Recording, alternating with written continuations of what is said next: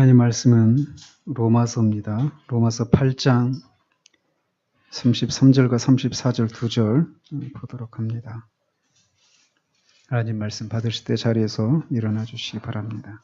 하나님 말씀 이러합니다. 누가 능히 하나님께서 택하신 자들을 고발하리요? 의롭다 하신 이는 하나님이시니 누가 정죄하리요? 죽으실 뿐 아니라 다시 살아나신 이는 그리스도 예수시니 그는 하나님 우편에 계신 자요 우리를 위하여 간구하시는 자시니라. 아멘.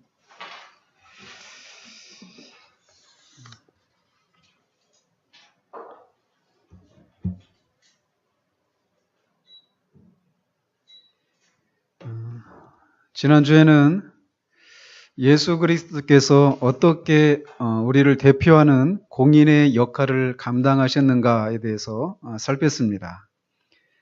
첫사람 아담이 그에게 속한 사람들을 대표한 공인으로서 한 행동과 또 그 결과가 또 아담에게 일어난 일들이 그가 대표하는 사람들에게도 그대로 해당이 되었듯이 예수 그리스도 또한 그렇다라고 말씀을 드렸습니다. 하늘에서 난 사람인 예수 그리스도의 지위와 처지처럼 그가 대표하는 사람들의 처지와 지위도 하늘에 속한 사람들이고 예수 그리스도가 이 땅에서 하신 일들이 마치 그가 대표하는 사람들이 직접 한 행동으로 여겨지고 또 예수 그리스도에게 일어난 일들 또한 그가 대표하는 사람들에게 일어난 일이다라고 말씀을 드렸습니다. 그런 식으로 그리스도는 우리를 대표하는 공일의 역할을 감당을 했습니다.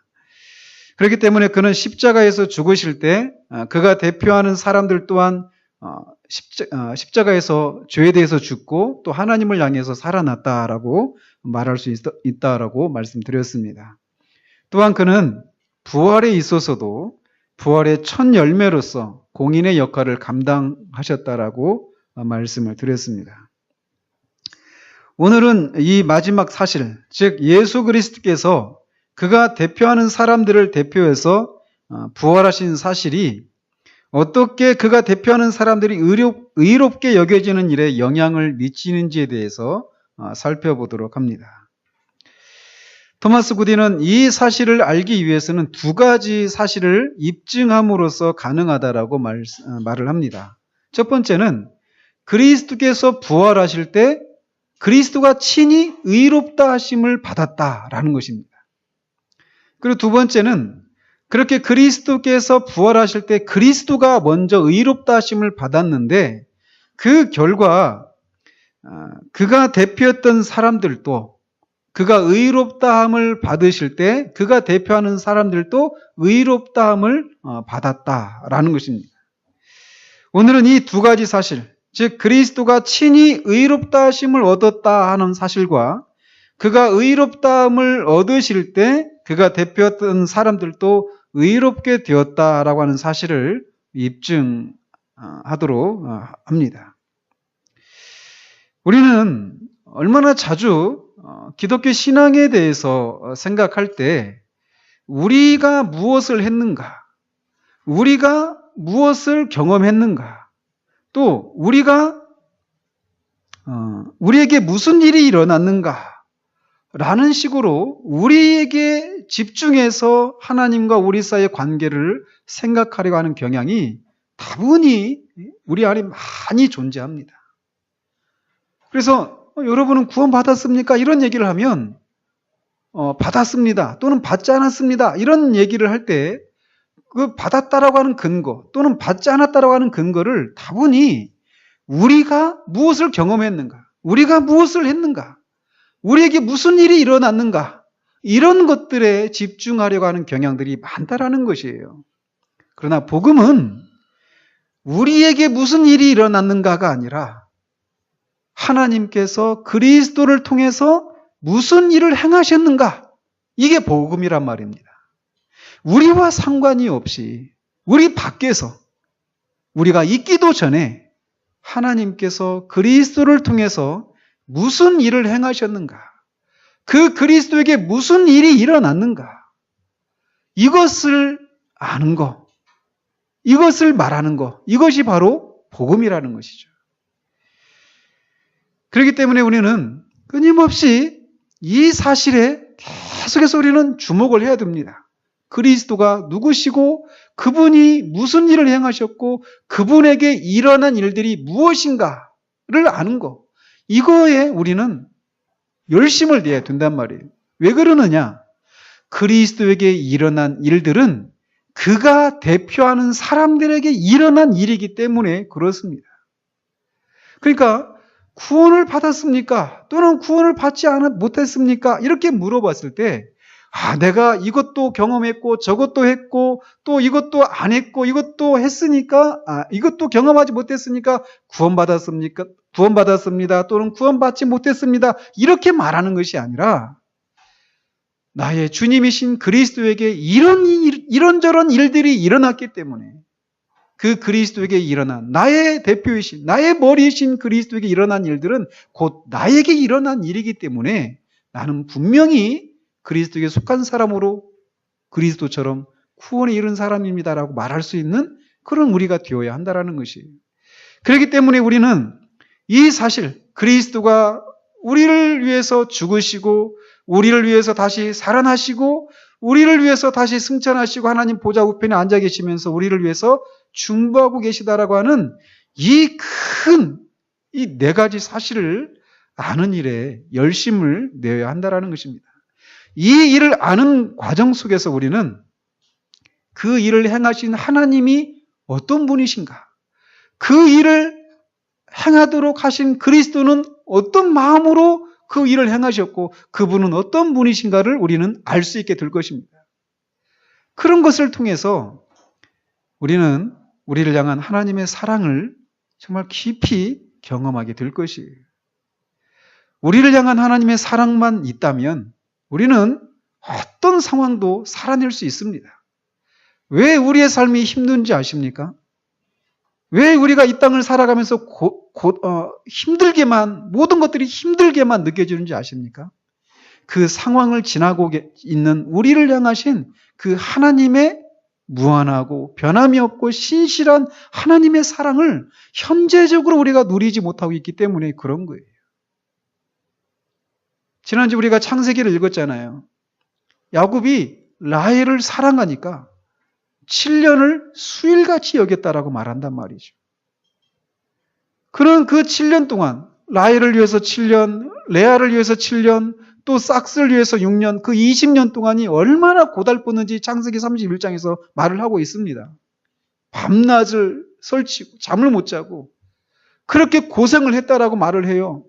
그런데 그 시간을 수일처럼 여겼답니다. 왜? 라헬을 사랑하니까. 힘든데 그 힘든 것이 불과 며칠처럼 느껴졌다라는 것이에요. 사랑이 있으니까 그렇단 말이죠. 한 연약한 여자를 향한 사랑 때문에도 그 시간이 수일처럼 여겨졌다라면 무한하신 하나님, 완전하시고 영원히 우리가 찬양하기에도 부족함이 없는 그 하나님을 향한 사랑이 우리 가운데 있다라면 우리의 삶은 우리가 지금 현재적으로 느끼는 것 같이 그렇게 고단하기만 하지 않게 된다라는 것이에요. 그렇기 때문에 이 복음을 우리가 듣는 동안에 우리는 하나님을 발견할 수 있어야 돼요. 그 일을 행하신 그리스도를 발견할 수 있어야 되고 그런 것을 행하시는 그리스도와 하나님의 우리를 향한 그 사랑을 우리가 알 수 있어야 된다라는 것이죠. 그것을 알게 될 때 우리는 우리의 삶을 넉넉히 살아낼 수 있을 것이에요. 결코 그렇기 때문에 복음과 우리의 구체적인 그 삶이 결코 떨어져 있지 않다라고 하는 것을 기억하시기 바랍니다. 나는 지금 경제적인 압박 때문에 어려움을 겪고 있는데 그 상황에서 어떻게 이길 수 있는지 말 좀 해주지 맨날 하는 얘기 이게 아니라는 것이 복음을 알아야 합니다.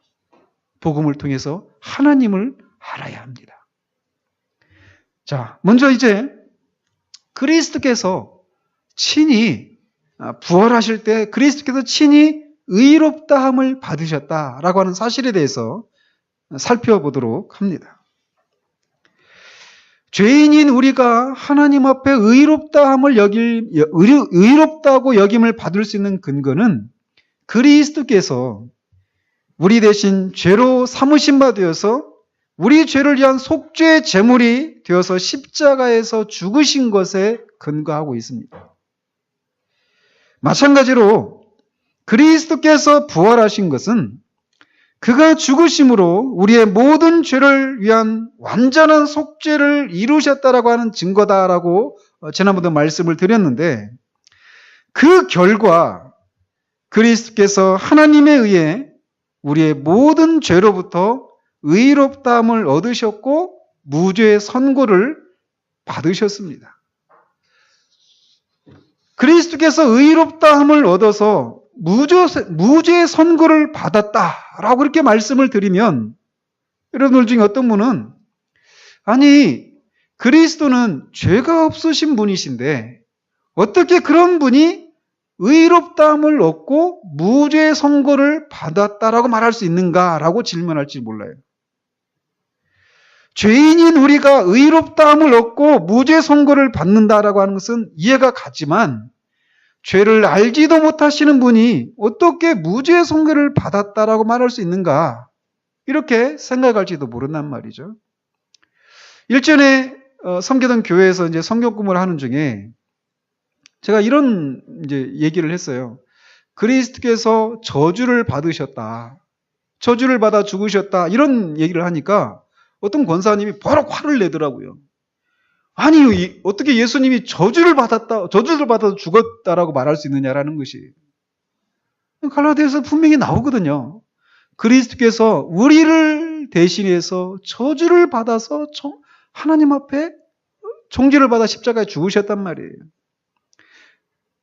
그렇게 예수 그리스도께서 죄의 정죄를 받아서 죽으셨다라고 말하는 것처럼 성경에서도 죄를 알지도 못하시는 그리스도께서 의롭다함을 받았다라고 하는 얘기들이 많이 등장하고 있다는 것입니다. 어쨌든 죄인인 우리가 의롭다함을 받고 무죄 선고를 받았다라고 하는 이해가 가지만, 죄가 없는 그리스도가 의롭다함을 받고 무죄 선고를 받는다, 이것은 어떻게 가능한가? 이런 의문이 드는 것은 성경이 말하고 있듯이 그리스도는 죄를 알지 못하시는 분이시기 때문에 이런 의문을 가질 수 있단 말이죠. 그런데 성경은 고린도후서 5장 21절에서 이렇게 말을 합니다. 하나님이 죄를 알지도 못하신 이를 우리를 대신하여 죄로 삼으신 것은 우리로 하여금 그 안에서 하나님의 의가 되게 하려 하심이라 라고 말을 합니다. 즉 그리스도는 개인의 자격으로는 죄를 알지도 못하신 분이신 것은 분명해요. 그러나 저와 여러분들과 같은 비참한 죄인들을 위해서 죄로 삼으신 바 되었다라는 거예요. 즉 그는 우리의 죄를 짊어지신 죄인으로서 죽으신 것이라는 것이죠. 그렇기 때문에 그는 의로워질 필요가 있는 것이고 무죄의 선고를 받을 필요가 있는 것이라는 것입니다. 그렇기 때문에 그리스도가 개인적으로는 죄를 알지도 못하시는 분이시지만 저와 여러분의 죄를 대신해서 죄인으로서 죽으셨다가 이제 그가 그 죄로부터 노임을 받았다라고 하는 것을 입증하기 위한 후속 조치가, 뒤따르는 그런 어떤 조치가 따라 나와야 하는 것은 너무나 당연한 것이다라고 말할 수 있다는 거죠. 즉 그리스도께서 우리의 모든 죄에서 노임 받으셨다는 사실, 그의 죄가 아닙니다. 우리의 죄를 짊어지고 있는 거예요. 그래서 그는 죄인으로 서 계시지만 그분 자신이 죄인이 아니라 우리를 대신한 죄인으로 서 계시단 말이에요.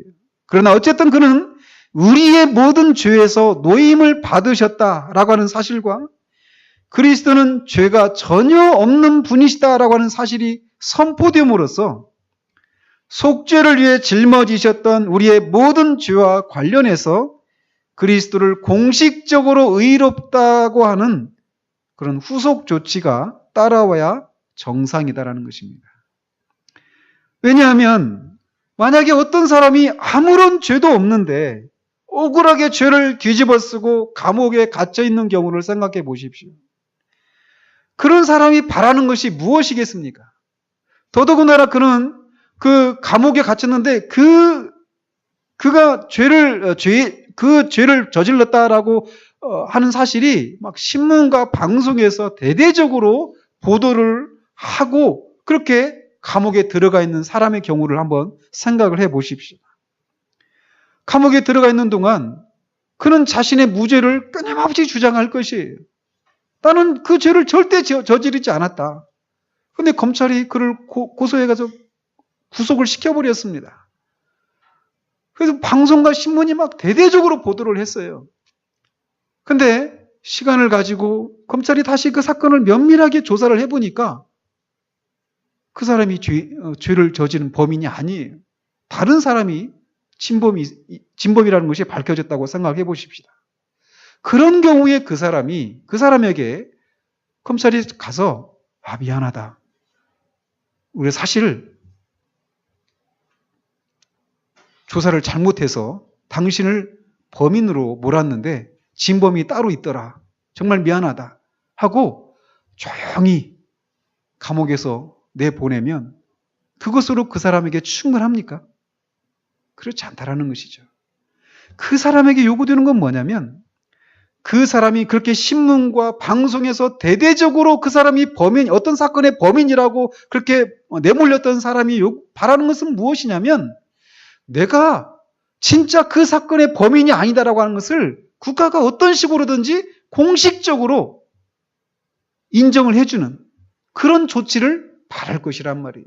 그런 것이 없으면 그가 나가서 이미 신문과 방송에서 그 사람이 그 사건의 범인이라고 다 알려진 그 마당에 그 사람이 어디 가서 살 수 있겠습니까?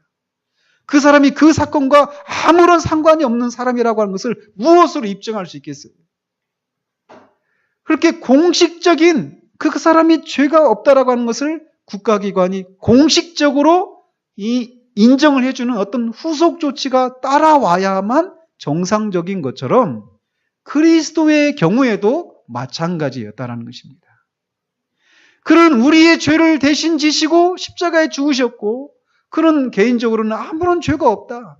그리고 그의 그 속죄 제사가 하나님께 받아들여졌다라고 하는 것이 공식적으로 인정받는, 선포되어지는 그 후속 조치가 따라와 오는 것이 정상적이라는 것이에요. 우리의 모든 죄를 짊어지시고 죽으신 그리스도의 경우도 이런 맥락에서 생각할 수가 있다는 것입니다. 하나님께서는 친히 우리의 모든 죄를 그리스도에게 담당시키셨고 우리의 모든 죄를 인하여서 그리스도를 재판에 넘기시고 감옥에 투옥하셨습니다. 그렇기 때문에 합법적으로 그 모든 죄를 그리스도에게서 벗겨내고 그가 모든 죄값을 다 지불하셨음을 선언하면서 감옥과 재판으로부터 그를 건져내는 그런 후속 조치가 하나님으로부터 반드시 나와야 하는 것이에요. 왜? 하나님만이 그런 선언을 하실 수 있기 때문에 그렇습니다. 성경은 하나님께서 이런 후속 조치를 내리셨다라고 말을 합니다. 좀 전에도 인용한 고린도후서 5장 21절을 포함해서 많은 다른 구절에서 말하기를 그리스도는 죄를 알지도 못하신 분이시지만 이 땅에 사시던 동안과 또 십자가에서 죽으실 때 우리를 위하여 죄로 삼으신 바 되셨고 많은 사람들의 죄를 대신 담당하셨다고 기록하고 있습니다. 그뿐만 아니라 히브리서 기자는 9장 28절에서 이렇게 말을 합니다. 이와 같이 그리스도도 많은 사람의 죄를 담당하시려고 단번에 들이신 바 되셨고 구원에 이르게 하기 위하여 죄와 상관없이 자기를 바라는 자들에게 두 번째 나타나시리라 이렇게 말을 합니다. 여기서 히브리서 기자가 그리스도께서 죄와 상관없이 두 번째 나타나시리라 라고 말을 하고 있는데 그가 여기서 말하고 있는 두 번째 나타나신다라고 하는 것은 무엇에 관한 말씀인 것 같습니까? 여기서는 재림과 관련된 그런 말입니다. 두 번째 나타나신다라고 하는 말은 그리스도께서 두 번째 나타나실 때는 죄와 상관없이 죄에서 완전히 자유로운 몸으로 나타나실 것이다 라고 말을 하고 있는데, 그때가 재림의 때다라고 말을 하고 있다라는 것이에요. 그러나 두 번째 나타나시기 전에 그가 첫 번째 나타나셨던 때가 있는데, 그때는 그는 우리의 모든 죄를 대신 짊어지시고 나타나셨습니다. 그러니까 죄와 상관이 있는 모습으로 처음에 나타나셨지만, 두 번째 나타나실 때는 죄와 상관이 없는 그런 모습으로 나타나실 것이다 라고 히브리서가 말을 하고 있어요. 어쨌든 그리스도는 첫 번째는 죄와 상관이 있는 모습으로 나타나셨습니다. 그렇기 때문에 세리와는 그를 가리켜서 보라, 세상죄를 지고 가는 하나님의 어린 양이로다라고 그렇게 외쳤던 것입니다. 그러나 그가 두 번째 나타나실 때는, 곧 재림의 때에는 그는 죄와 상관없는 자유로운 몸으로 나타나실 것입니다. 그리고 그가 이렇게 두 번째 죄와 상관이 없는 모습으로 나타나시게 되면, 이전에 우리의 모든 죄를 그리스도에게 담당시키셨던 하나님께서 그 모든 죄로부터 그리스도를 풀어주셨다라고 하는 사실이 명백하게 입증이 될 것이에요. 그렇겠죠? 그리고 그 모든 것들을, 그것을 모든 사람들이 알게 될 것이라는 것이에요. 그렇지만 이런 변화, 즉 그리스도께서 우리의 모든 죄로부터 노임을 받고 죄와 상관없는 자유로운 몸을 입으셨다라는 사실이 최초로 드러나는 시점은 그리스도의 부활 때다라는 것입니다. 그리스도가 재림할 때 그가 죄와 전혀 상관없는 분이라는 사실이 분명하게 드러날 것입니다. 그러나 그가 죄와 상관없는 자유로운 상태라고 하는 사실이 맨 처음 일어난 시점은 그가 부활하실 때 이미 일어난 일이라는 것이에요. 그러니까 그리스도의 부활은 그가 우리의 모든 죄로부터 노임을 받고 의롭게 되었다라고 하는 것을 입증하는 최초의 사건이 된다라는 것입니다. 그리고 그가 두 번째 나타나실 때, 즉 재림의 때에는 이 사실을 우리는 우리 눈으로 직접 확인할 수 있게 될 것이에요.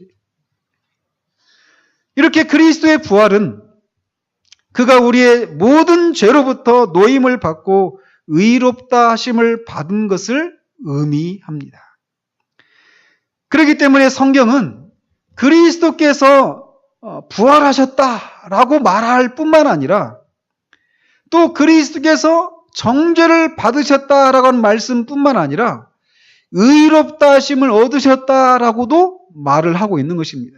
죄가 없으신 분이신데도 그가 의롭다 하심을 얻었다라고 성경에서 말하고 있는 것이에요. 예를 들어 디모데전서 3장 16절에서 바울은 이렇게 말을 합니다.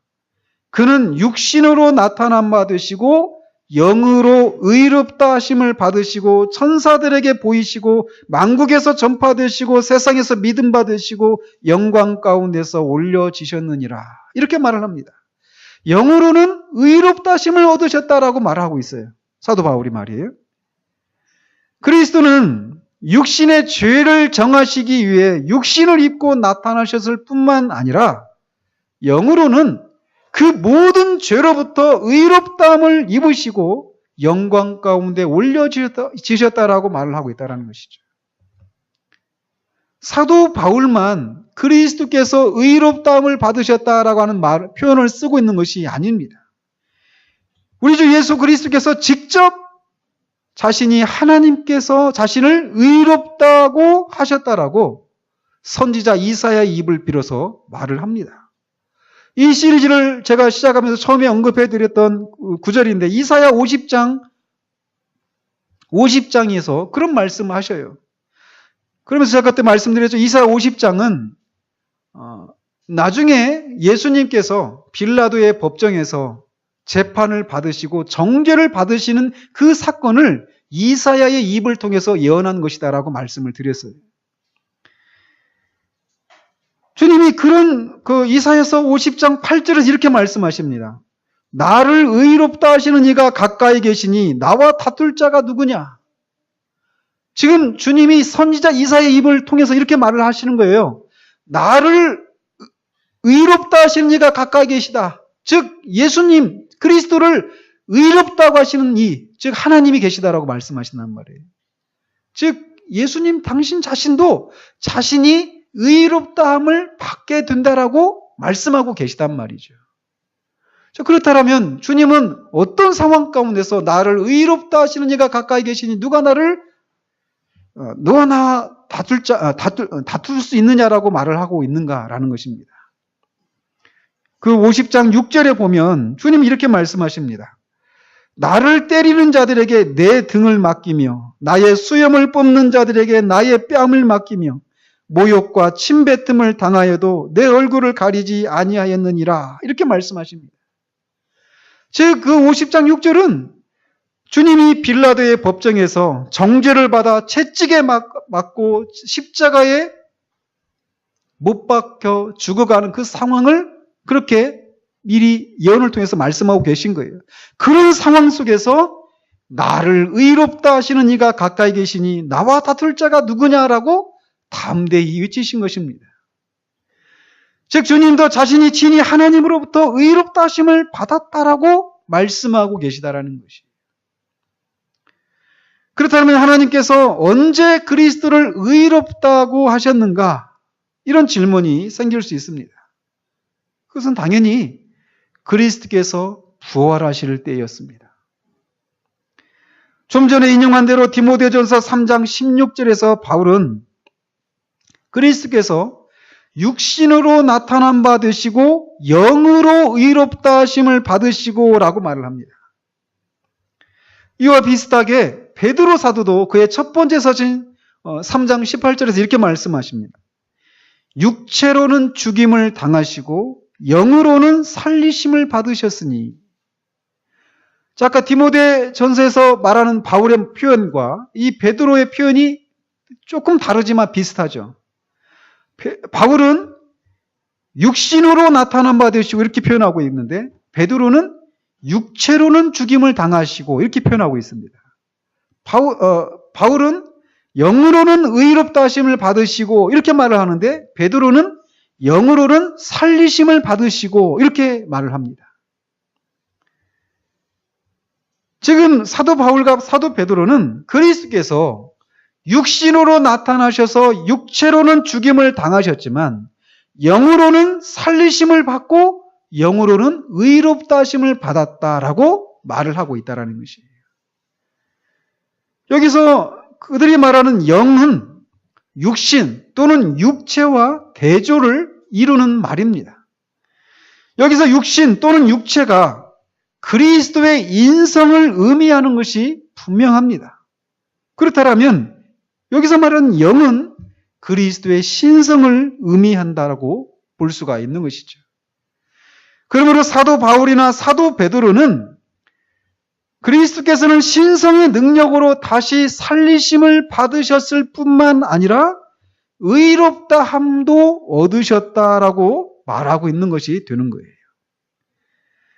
그런데 그리스도께서는 신성의 능력으로 다시 살리심을 받으셨고 바로 그때 하나님으로부터 의롭다함을 얻으셨으며 이전에 죽음을 통해서 죄인으로 선포되셨던 것처럼 이제는 부활을 통해서 의롭다 선포되셨기 때문에 이 사도 베드로는 영으로는 살리심을 받았다 이렇게 말하는데 사도 바울은 영으로는 의롭다함을 얻으셨다라고 말하고 있다는 것이에요.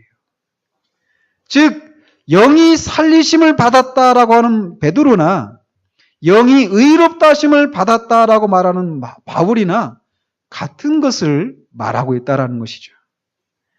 즉 이렇게 그리스도의 부활은 그냥 죽은 자 가운데 다시 살리심을 받았다 이런 정도의 의미가 아니라 그리스도가 우리 대신 지셨던 모든 죄로부터 노임을 받고 의롭다 하심을 얻으셨다라고 하는 선언이라는 것이에요. 그렇기 때문에 자신이 이렇게 부활을 통해서 죽은 자 가운데 다시 살리심을 받고 의롭다함을 얻을 것이라고 하는 것을 이 사실을 미리 아신 그리스도는 좀 전에도 인용한 구절에서처럼 이사야서 50장에서처럼 자신을 정죄하고 죽음으로 몰아넣는 유대인들 앞에서 자신이 이 모든 일을 마치면 하나님께서 자신을 의롭다 하실 것이라고 하는 소망을 품고 낙담하지 않고 스스로를 위로하셨던 것입니다.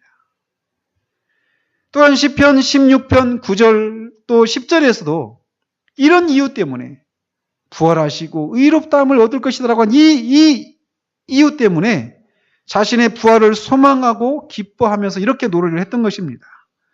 이러므로 내 마음이 기쁘고 내 영광도 즐거워하며 내 육체도 안전히 거하리니 이는 내 영혼을 음부에 버리지 아니하시며 주의 거룩한 자로 썩지 않게 하실 것임이니이다. 이 구절을 다윗이 한 얘기지만 사도 베드로는 이것이 바로 그리스도께서 하신 것이다라고 담대하게 인용해서 말을 하고 있는 거예요. 오순절 그 설교 속에서 말이에요.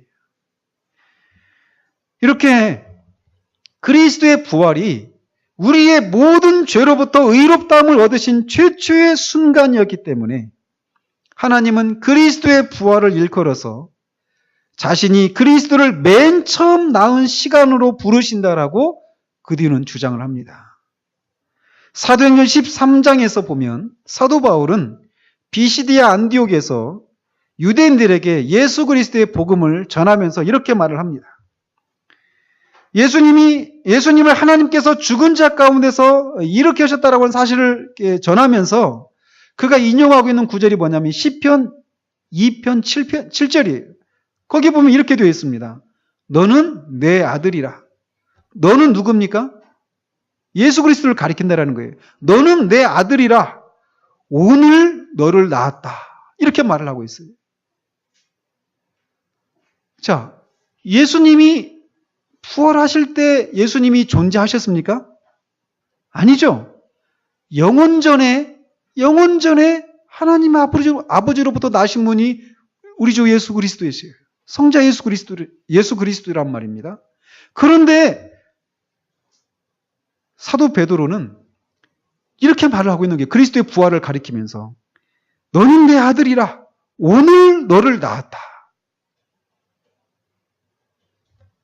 하나님께서 그리스도의 부활을 가리켜서 오늘 너를 낳았다라고 말씀하시는 이유는 그리스도가 그 이전까지는 죄를 짊어지고 있었고 죄 있는 육신의 모양으로 있었지만 부활하면서는 그 모든 죄를 완전히 벗어버리고 마치 갓 태어난 것처럼 참으로 하나님의 아들답게 보이기 시작했기 때문에 오늘 너를 낳았다라고 말한다라고 그들이 주장을 하는 것이죠.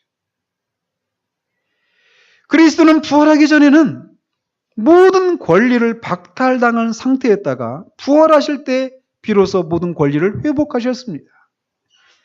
부활 전에 그리스도는 사망과 정죄의 상태 가운데 있었다가 부활해서 생명과 영광과 칭의의 상태로 옮겨지셨습니다.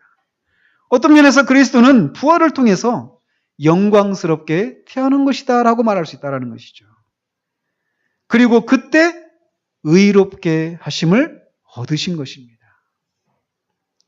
마찬가지로 우리도 죄와 사망의 상태 가운데 있다가 우리가 다시 태어날 때 언제요? 거듭날 때 우리의 칭의가 이루어집니다.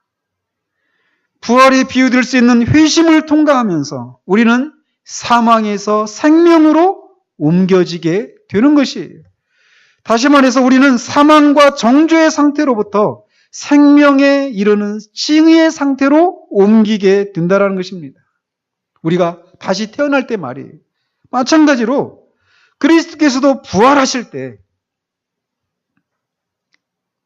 그 부활은 그리스도가 다시 태어나는 것을 의미하는 것이라는 말이죠. 어떤 면에서 말이에요.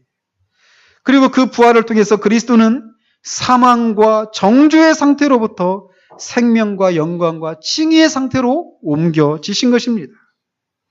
이렇게 그리스도는 개인의 자격으로는 죄가 없으신 분이시지만 우리의 죄를 짊어지시고 죽으셨기 때문에 그는 그 죄로부터 노임을 받을 필요가 있었죠. 그리고 그 노임을 받았기 때문에 의롭다고 선언될 필요가 있었던 것인데 그것이 무엇이었느냐? 바로 부활이었다라는 거예요. 그러니까 그리스도의 부활은 그가 의롭다 하심을 친히 받은 것을 의미하는 것이다라는 것이 성경의 논증입니다. 그런데 놀라운 것은 그리스도께서 부활하신 것은 개인의 자격으로 부활하신 것이 아니라는 것이에요. 지난주에도 살핀 대로 그리스도는 부활의 첫 열매로서 공인의 역할을 감당하셨습니다. 그렇기 때문에 그리스도의 부활로 인해서 그리스도에게 이루어진 일은 이제 모두 그가 대표하고 있는 모든 사람들에게도 이루어졌다라는 것을 의미한다라는 것입니다. 즉 그리스도의 부활이 그가 우리의 모든 죄로부터 노임을 받고 의롭다 하심을 얻는 것을 의미하는 것처럼 그가 대표하는 모든 택함받은 신자들도 그리스도께서 부활하시는 순간에 그리스도와 함께 의롭다함을 받았다라는 것이에요. 뿐만 아니라 그리스도에게 선포된 칭의가 영원히 처리될 수 없는 것처럼 신자들에게 이루어진 칭의도 그 무엇으로도 처리될 수 없이 확고하게 이루어졌다는 것을 의미합니다.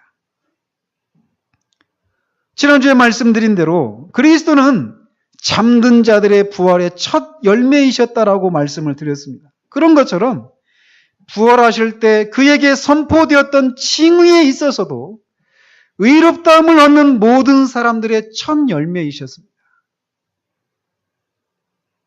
즉 그리스도가 부활하실 때 그가 의롭다 하심을 얻으셨는데 그가 대표하는 그 사람들도 그때 의롭다함을 얻었다라는 것이에요. 우리는 그리스도를 그런 식으로 바라보아야 합니다. 따라서 그리스도께서 부활하실 때 우리도 그리스도와 함께 다시 살아났다라고 말할 수 있는 것처럼 그리스도께서 부활하시면서 의롭다함을 얻으셨을 때 우리도 그리스도와 함께 의롭다함을 얻었다라고 말할 수 있어야 한다는 것입니다. 우리가 이렇게 담대하게 말할 수 있는 이유는 그리스도께서 우리를 대표하는 공인으로서 부활하시고 의롭다 하심을 얻었기 때문에 그렇습니다. 그렇기 때문에 그리스도에게 일어난 일들은 모두 우리에게 일어난 일이다라고 말할 수 있는 것이에요. 그러나 그들은 이것을 넘어서서 이렇게까지 말을 합니다. 하나님께서 우리에게 또는 우리를 위해서 행하신 그 모든 일들은 우리에게만 있는 것이 아니라 그리스도에게도 똑같이 있고 우리에게만 행해진 것이 아니라 그리스도에게도 똑같이 행해진 일들이다라고 그렇게까지 말을 합니다. 얼마나 놀라운 확신입니까? 한마디로 우리에게 일어난 모든 일들에 있어서 그리스도는 첫 열매이셨습니다. 부활의 첫 열매이셨고 의롭다 하심을 얻는 일에 있어서도 첫 열매이셨습니다. 그래서 첫 열매를 하나님이 받으시면 그 밭에 있는 모든 곡식을 하나님이 다 받으신 것으로 된다고 말씀을 드렸잖아요. 그런 것처럼 첫 열매이신 그리스도가 부활하면 그가 대표하는 나머지 사람들도 부활할 것이고 첫 열매이신 그리스도가 의롭다 하심을 얻으셨다면 나머지 사람들도 다 의롭다함을 얻는 것이다라고 확실하게 말할 수 있다는 것입니다. 하나님께서는 우리에게 주시고자 하셨던 모든 은혜와 특권들을 이렇게 먼저 우리의 대표이신 그리스도에게 주십니다. 그리고 나서 적당한 때가 되면 우리 개개인 안에 그것이 실제적으로 반드시 이루어지도록 하신 것입니다. 우리가 학교에서 아이들이 그 상장 받을 때 대표로 한 명이 나가서 상장을 받잖아요. 그리고 이하 몇 명 하면서 그 상장을 똑같이 다른 사람이 나중에 주잖아요. 이를테면 그런 식이라는 것입니다. 먼저 하나님이 우리에게 주시고자 하시는 그 모든 은혜와 특권들을 그리스도에게 주시는 거예요. 무엇을 위해서? 우리에게 그것을 주시기 위해서 먼저 그리스도에게 주신다라는 거예요. 그리고 적당한 때가 되면 그것을 우리에게 이루어지게 하시는 방식으로 하나님은 모든 일들을 처리하신다라는 것입니다. 예를 들어 하나님께서는 우리를 거룩하게 하실 작정으로 먼저 그리스도를 거룩하게 하셨습니다. 그리고 우리를 대표하는 공인이신 그리스도 안에서 우리 모두를 거룩하게 하십니다. 요한복음 17장에 보면 그리스도께서 이렇게 기도하시는 장면이 나와요. 또 저희를 위하여 내가 나를 거룩하게 하오니 이는 저희도 진리로 거룩함을 얻게 하려 함이니이다. 하나님께서는 먼저 우리의 대표이신 그리스도를 거룩하게 하시고 그리스도 안에서 사실상 거룩하게 된 우리로 하여금 나중에 그리스도의 거룩을 통해서 우리 개인 자신이 반드시 실제적으로 거룩하게 될 수 있도록 하신다라는 것이에요. 이와 마찬가지로 그리스도께서는 우리를 위해서 영으로 의롭다 하심을 얻으신 것입니다.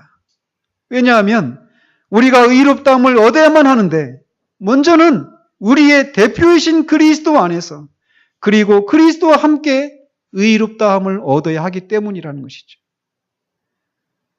그렇기 때문에 그리스도는 사도 바울은 고린도전서 1장 30절 이렇게 말을 하는 거예요. 너희는 하나님으로부터 나서 그리스도 예수 안에 있고 예수는 하나님으로부터 나와서 우리에게 지혜와 의로움과 거룩함과 구원함이 되셨다라고 말을 한다는 것이죠. 하나님은 그리스도에게 모든 것을 우리에게 주시고 하신 것을 그리스도에게 모두 주십니다. 그래서 그리스도에게 주어진 그 모든 것은 결국 우리의 것이 된다라는 것이에요. 그래서 이런 원칙은 하나님께서 우리에게 주시는 다른 모든 복에도 그대로 적용이 됩니다. 그래서 사도 바울이 에베소서 1장 3절에서 이렇게 말을 하는 것입니다. 찬송하리로다. 하나님 곧 우리 주 예수 그리스도의 아버지께서 그리스도 안에서 하늘에 속한 모든 신령한 복을 우리에게 주시되 라고 찬송하는 거예요. 왜 우리가 그리스도를 통해서 이루신 하나님의 일들을 살펴봐야만 하는지를 그것을 해야 되는지를 아시겠습니까? 왜냐하면 그리스도 안에서 하나님은 하늘에 속한 모든 신령한 복을 우리에게 주시기를 원하시기 때문에 그래요. 그래서 그리스도에게서 일어난 그 모든 일들, 그리스도에게 주어진 그 모든 복들은 다 우리의 것이 된다라는 것이에요.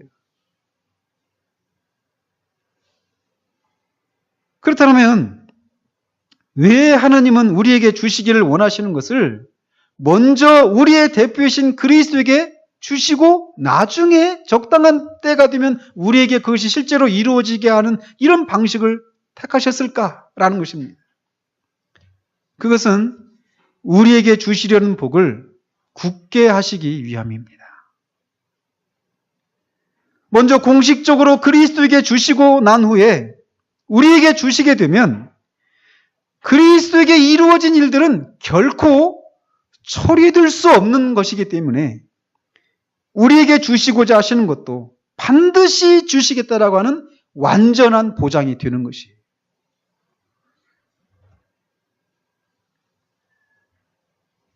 그러므로 우리에게 어떤 일이 일어났는가를 알기를 원한다면 그리스도에게 일어난 일들을 살펴보아야 합니다.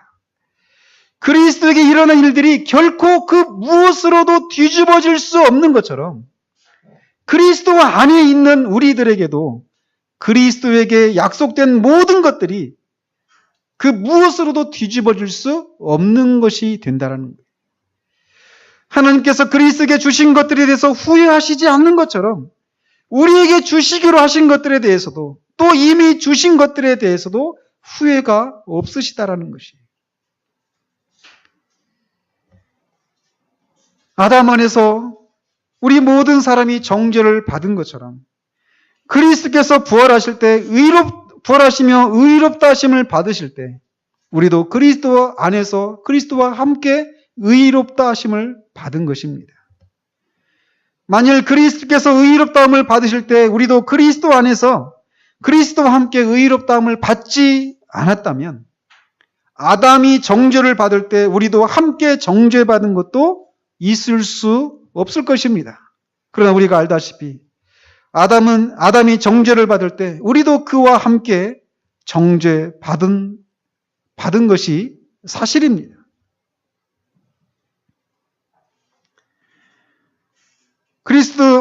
그런 것처럼 그리스도도 우리의 머리로서 부활하실 때 의롭다 하심을 받았고 우리도 그와 함께 의롭다 함을 받은 것입니다.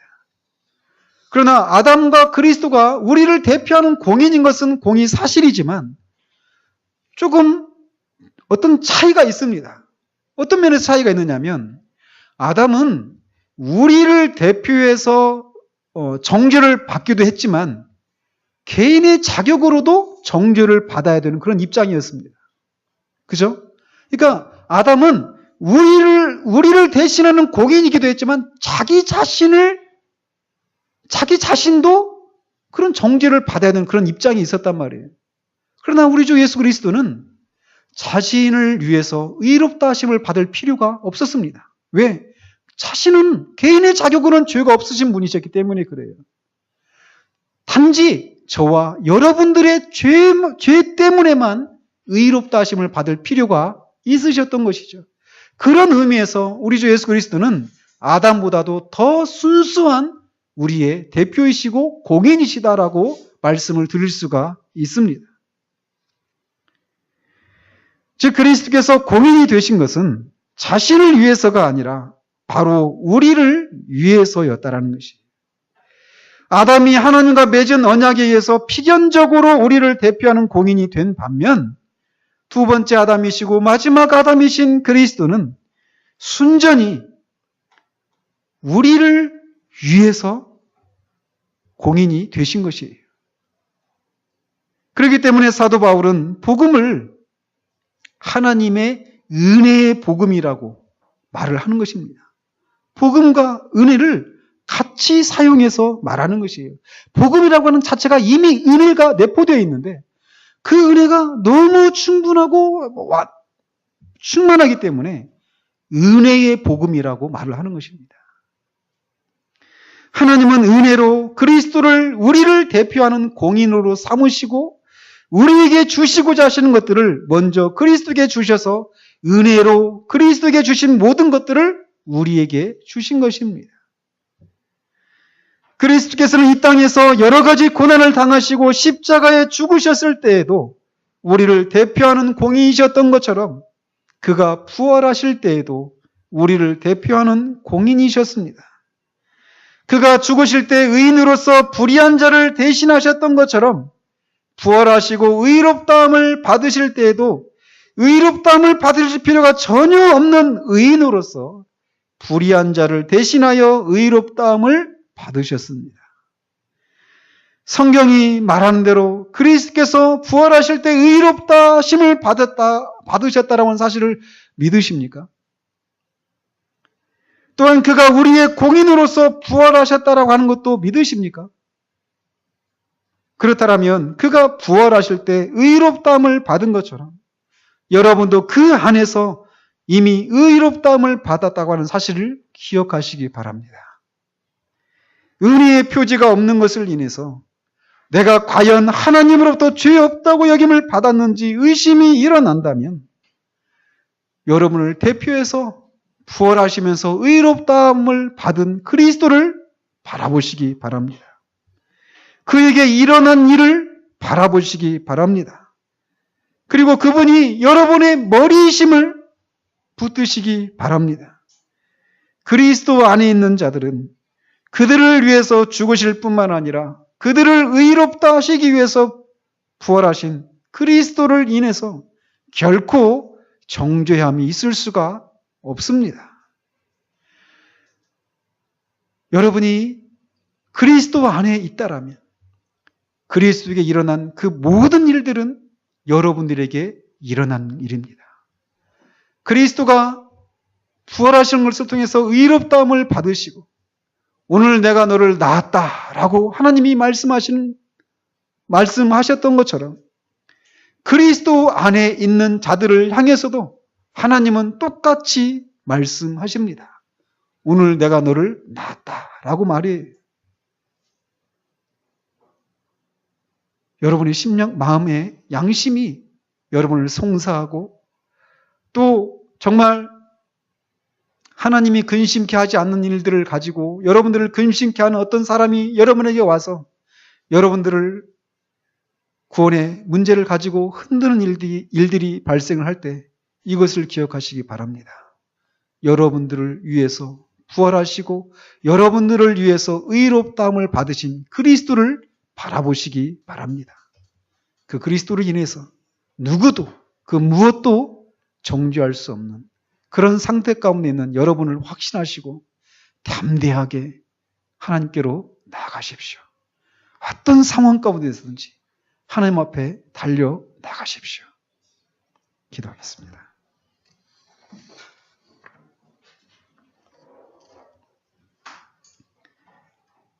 하나님 아버지 감사합니다.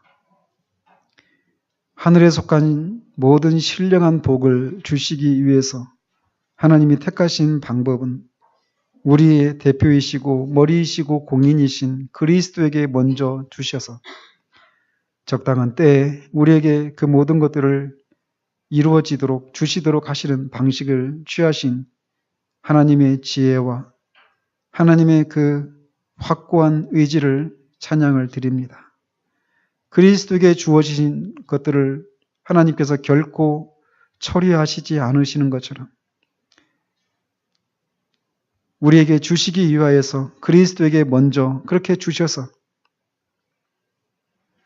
그렇게 행하신 하나님의 지혜를 이 시간도 찬양을 드리며 감사를 드립니다. 그리스도가 개인의 자격으로는 죄가 없는 분이시지만 우리를 대신한 죄인으로 죽으셨기 때문에 그리스도가 친히 의롭다 하심을 받을 필요가 있었다라는 것을 우리가 살펴보았습니다. 그리스도가 부활하실 때 그는 죄에서 우리의 모든 죄로부터 노임을 받으셨고 의롭다 하심을 받으셨다라고 하는 것을 선언한 것이 그리스도의 부활이라고 하는 것을 우리가 살펴보았습니다.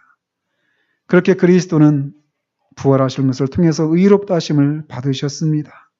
그러나 그리스도가 부활하시고 의롭다 하심을 받으셨을 때 그것은 그리스도 개인에게 일어난 일이 아니라 그가 대표하는 우리들에게도 일어난 일이라고 하는 사실들을 우리가 또 이 시간 또 다시금 배웠나이다. 하나님 아버지, 그리스도가 부활하시고 의롭다 하심을 받으신 것처럼 그때 우리도 부활하고 그리스도와 마찬가지로 의롭다 하심을 받았다고 하는 사실을 기억하는 우리가 될 수 있도록 주님 도우시옵소서. 그리스도가 우리의 모든 죄로부터 노임을 받은 것처럼 우리도 우리의 모든 죄로부터 노임을 받았다고 하는 사실들을 기억할 수 있는 우리가 될 수 있도록 주님 도우시옵소서. 그리하여서 우리가 죄에 넘어지고 또 구원받은 자로서 마땅히 되어야 될 그런 모습에 미치지 못하는 우리들의 모습을 인하여서 양심이 우리를 송사하고 사단이 우리를 잠수할 때마다 우리에게 이루어진 일들이 아니라 그리스도에게 이루어진 일들을 기억하며 그에게 일어난 일들이 바로 곧 우리에게 일어난 일들이라고 하는 것을 담대하게 선포함으로 양심의 송사와 사단의 참수를 물리칠 수 있는 우리가 될 수 있도록 주님 도우시옵소서. 다만 양심의 송사를 잠재우고 사단의 잠수를 잠재우는 것에서 멈추지 않는 우리가 되어지기를 원합니다.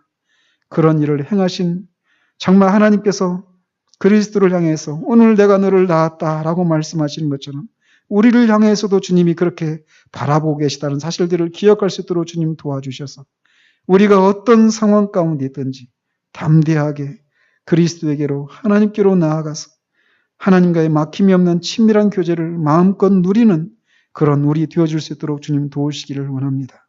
예수 그리스도 이름으로 기도합니다. 아멘.